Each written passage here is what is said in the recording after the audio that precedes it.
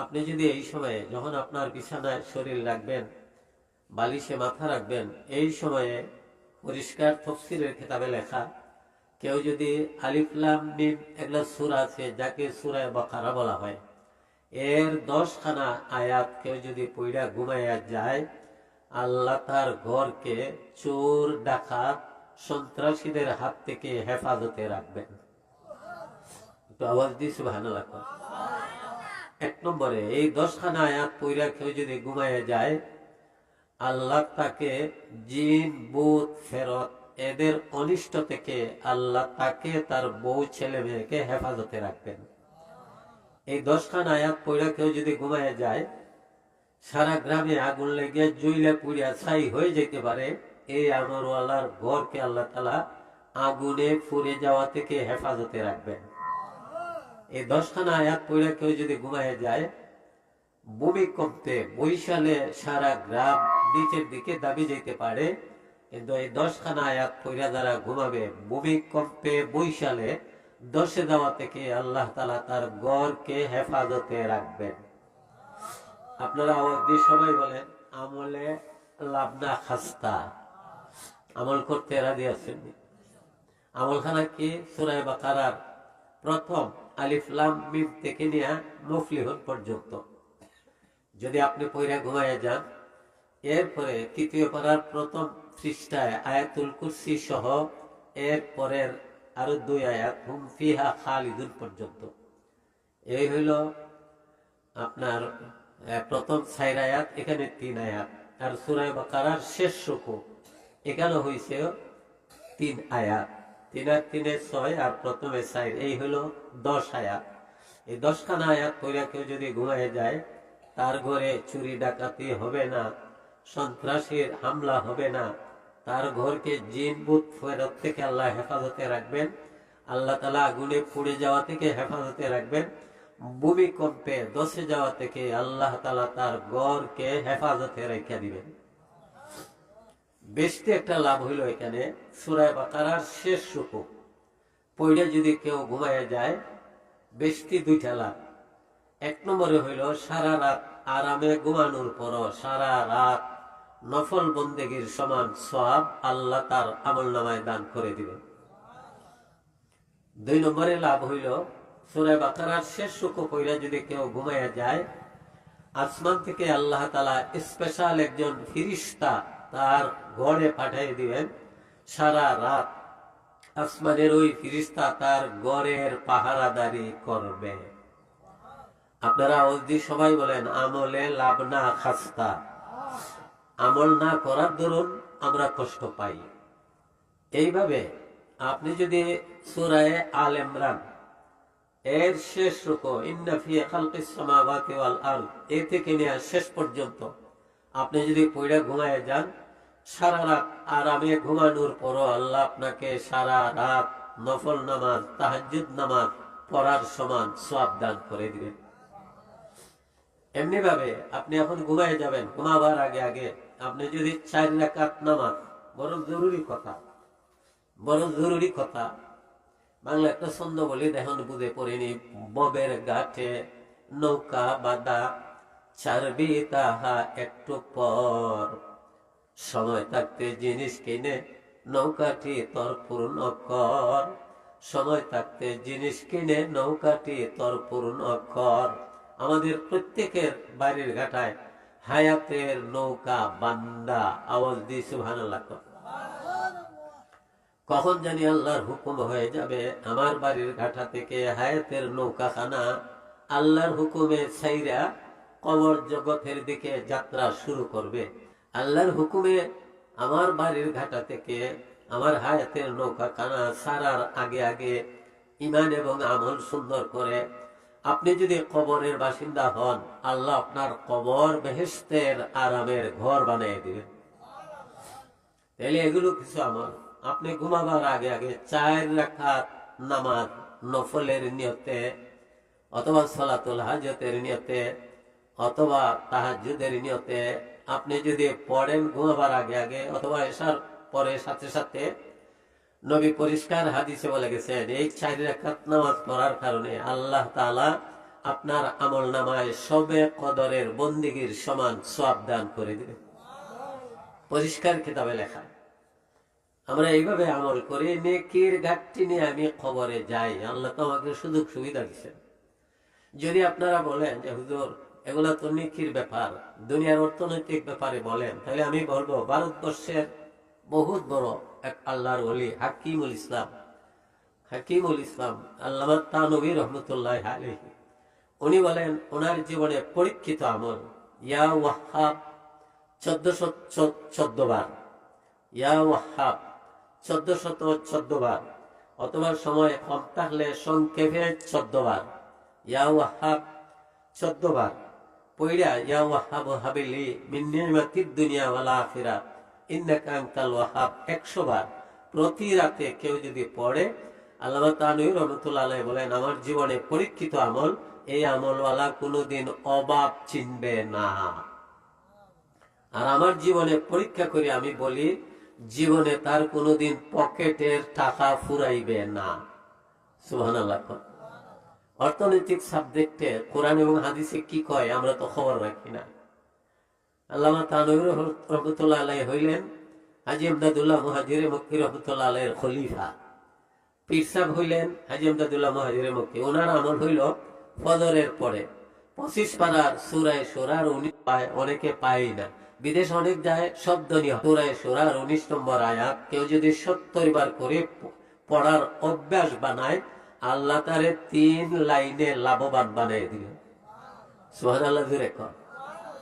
দেখেন বুঝে আসেনি, আমরা খুব শুনি, নিজের ফায়দার জন্য একটু দেখেন। 1 নম্বরে হইল এই আয়াত পড়াতে আল্লাহ তাআলা তারে সুস্থতার নিয়ামত দান করে দিবেন। আর যে মানুষটা সুস্থ সে বড় ধনী, আচ্ছা ধনী আর কেউ হইতে পারে না। 2 নম্বরে হইছে আল্লাহ তারে ইবাদত বন্দেগীর তৌফিক দান করে দিবেন। 3 নম্বরে হইছে এই আমলের বদলে সরাসরি আল্লাহ তার গায়বী ধনের ভান্ডার থেকে সাহায্য করবেন। আয়াতখান একবারে সংক্ষেপ, আল্লাহু লাতীফুন বিইবাদিহি ইয়ারযুকু মান ইয়াশা ওয়া হুয়াল কাউইয়ুল আজিজ।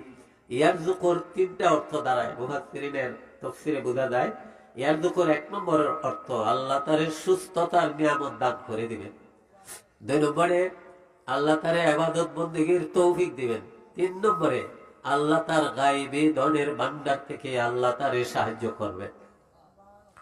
কিভাবে করবেন আমাদের আকল কাজ করবে না। ইব্রাহিম খাওয়াস সাহেব রহমতুল্লাহ আলাইহি হজের শহরে পানি নাই, খানি নাই, টাকা নাই, উনি নিরিবিলি জায়গায় বৈশা দোয়া শুরু করলেন, ইয়া মুসাব্বিবাল আসবাব, ইয়া মুফাত্তিহাল আবওয়াব, ইয়া সামিআল আসওয়াত, ইয়া মুজিবাদ দাওয়াত, ইয়া কাযিয়াল হাজাত। এই বলে দোয়া শুরু করে দিয়েছেন।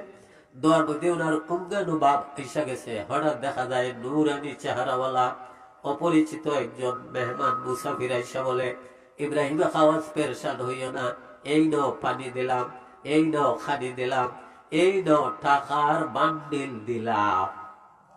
সুবহানাল্লাহ। করে ইব্রাহিম খাওয়াজ অঙ্গানুভাব দূর হয়ে গেছে। দেখা যায় সামনে পানির ট্যাঙ্কি, দেখা যায় টাকার বান্ডিল, দেখা যায় দামি দামি খানা। লোকটারে জিজ্ঞেস করেন, কে আপনি? জীবনে আপনাকে দেখলাম না, কি আপনার পরিচয়, কোথায় আপনার ঘর, কে আপনি?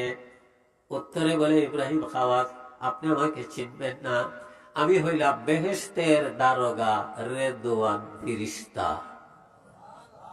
ইব্রাহিম খাওয়াজ পানি নাই, খানি নাই, টাকা নাই, যখন আল্লাহর কাছে দোয়া শুরু করছিলেন, আল্লাহ তাআলা জমিনে হিসাব দিবেন, আল্লাহর কোনো নিয়ম নাই।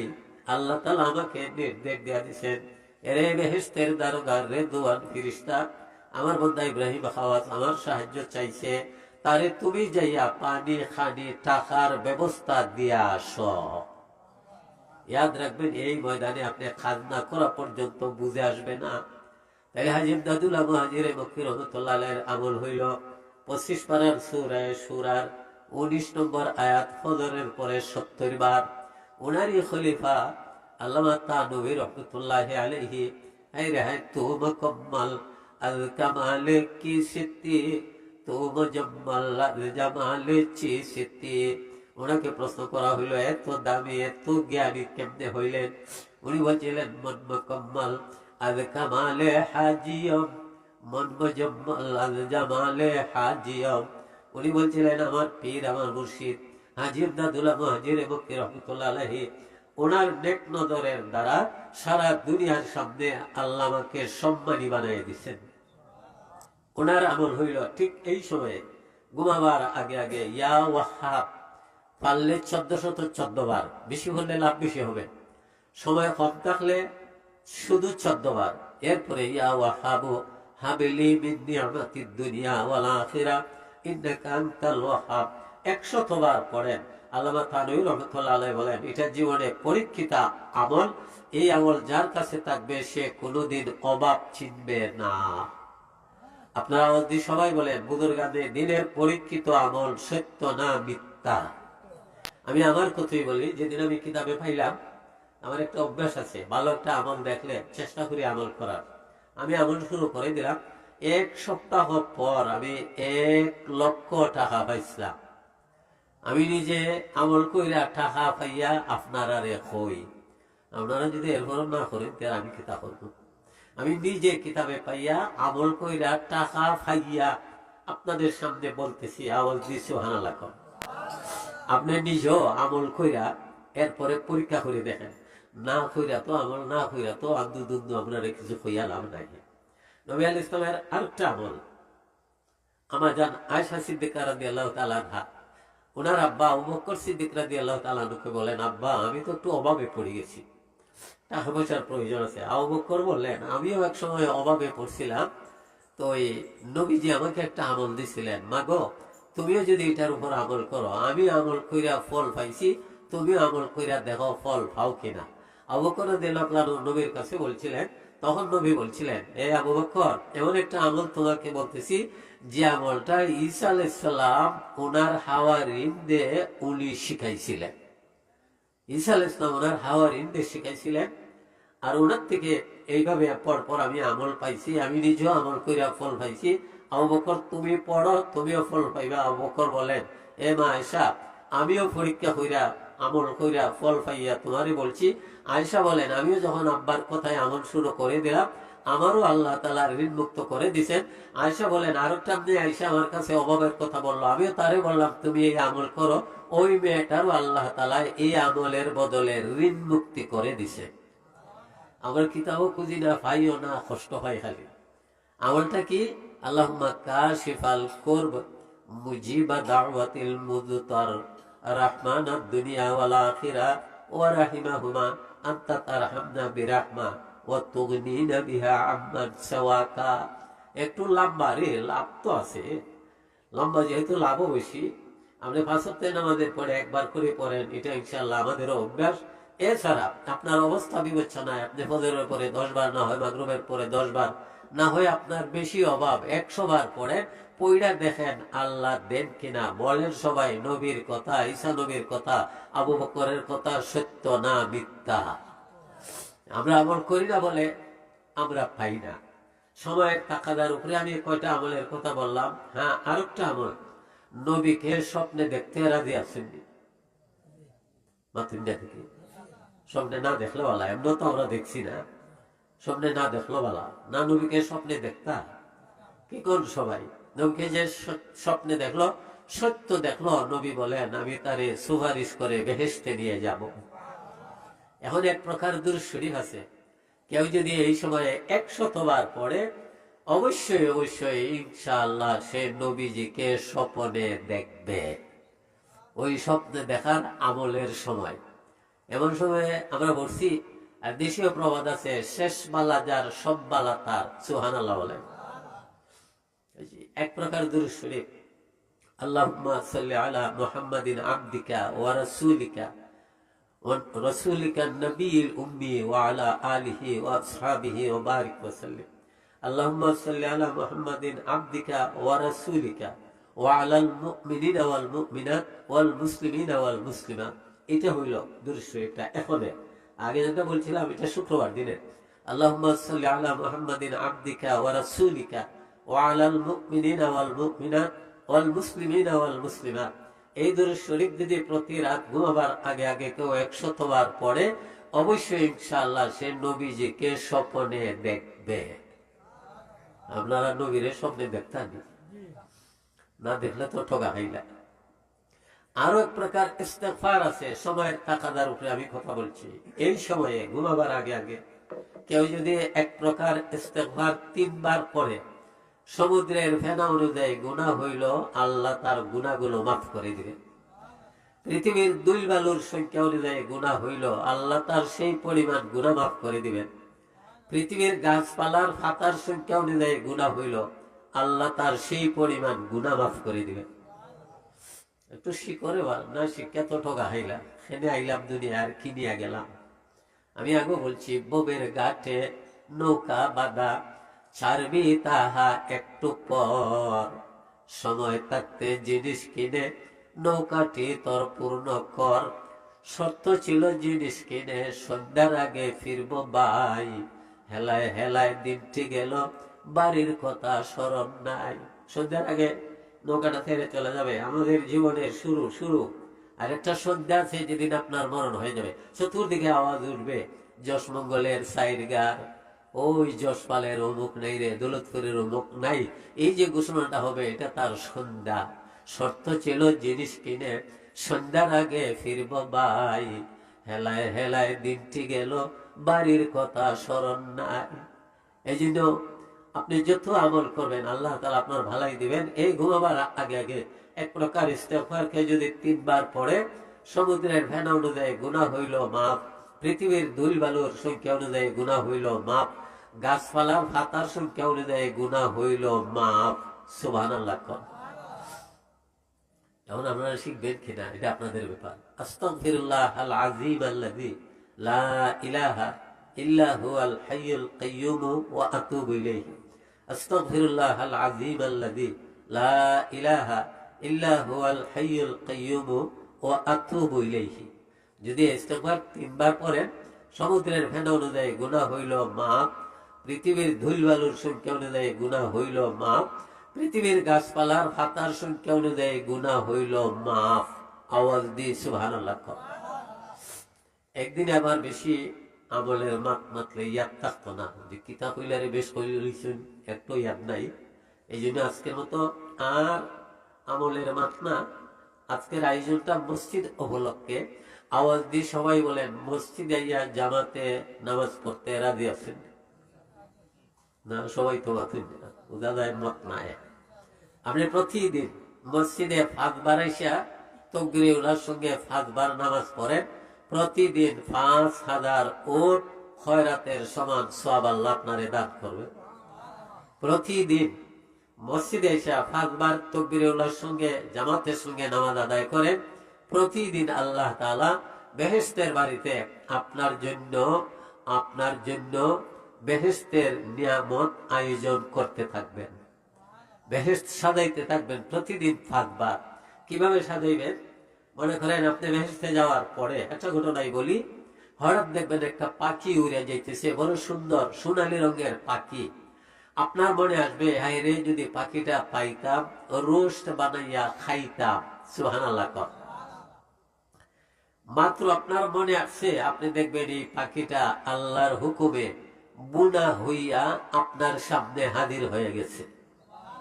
আল্লাহ বলেন, কুলু ওয়াশরাবু, খাও, ভালো করে পান করো, খোদার লাগে তোমরা দরায় 400 পানাহার, যত খুশি আজ তোমরা খাও বিনিময় তার।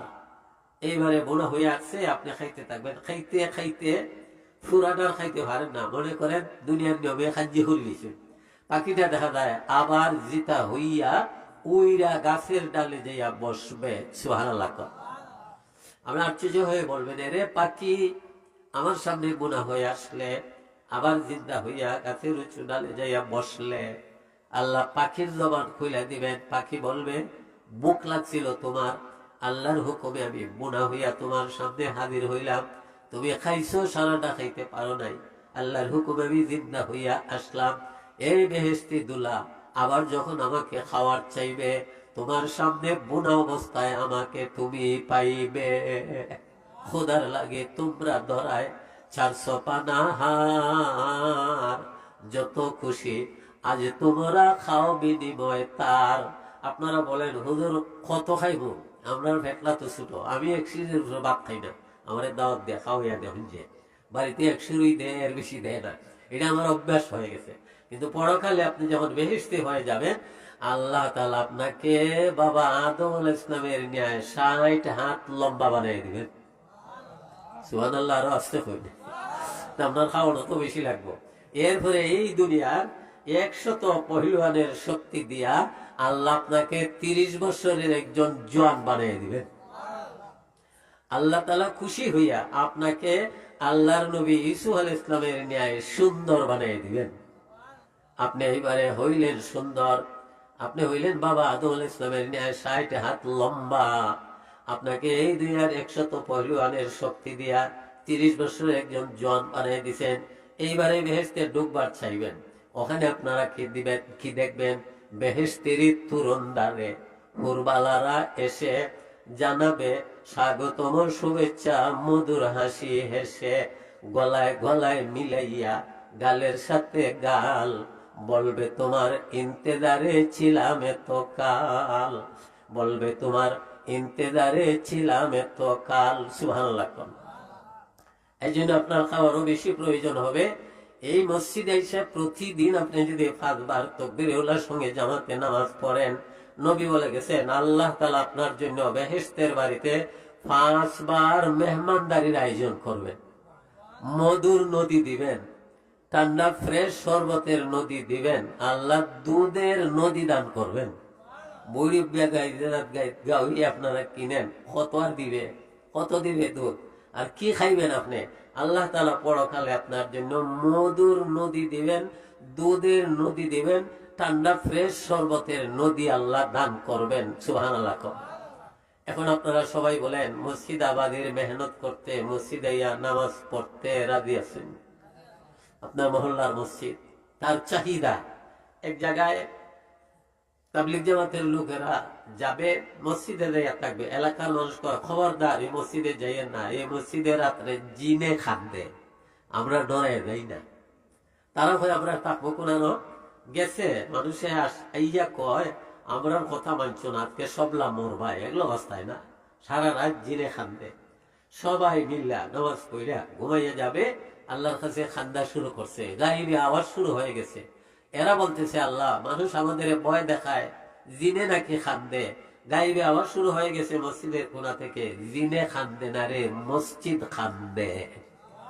মানুষ কেন মসজিদে নামাজ পড়ে না? মসজিদে নামাজ পড়ে না এই কারণে মসজিদে খান্দে, জিনে খান্দে না। আওয়াজ দিয়ে সুবহানাল্লাহ। আল্লাহ তাআলা আমরা সকলকে যেন মসজিদ আবাদের মেহনতের তৌফিক দান করেন। আমরা সবাই আমিন।